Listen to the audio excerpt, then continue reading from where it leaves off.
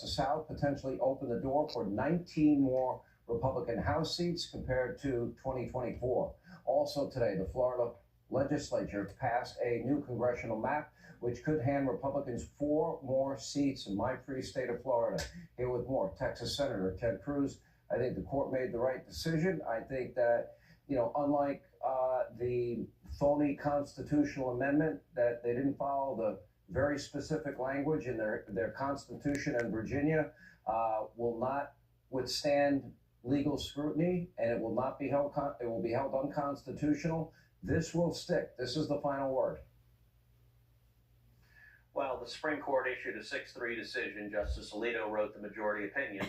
And in that opinion, the court vindicated the Constitution of the United States, and in particular, the 14th Amendment that ensures that all persons in the United States are entitled to equal protection of the laws, and also the 15th Amendment, which protects the right to vote regardless of race. And what the court concluded is that it is not permissible for elected politicians to gerrymander based on race, to draw a black seat or a white seat or an Hispanic seat, that when government draws distinctions based on race, that is contrary to the Constitution.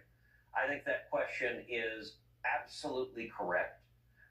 As Chief Justice Roberts wrote in a previous case, it is a sordid business, this divvying us up by race. He also said the best way to stop discriminating on race is to stop discriminating based on race. And I think the court's decision here says our government should be blind to color. We should be colorblind.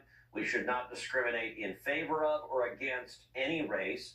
I think the Supreme Court is correct, and that is the result of decades of litigation to get these racial gerrymanders struck down.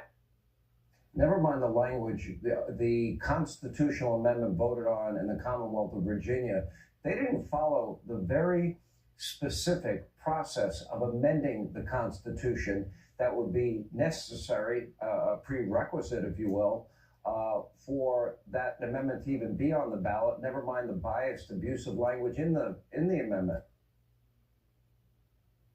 Yeah, look, I hope that is right. I think the Virginia gerrymander is brazen. It is an abuse of power.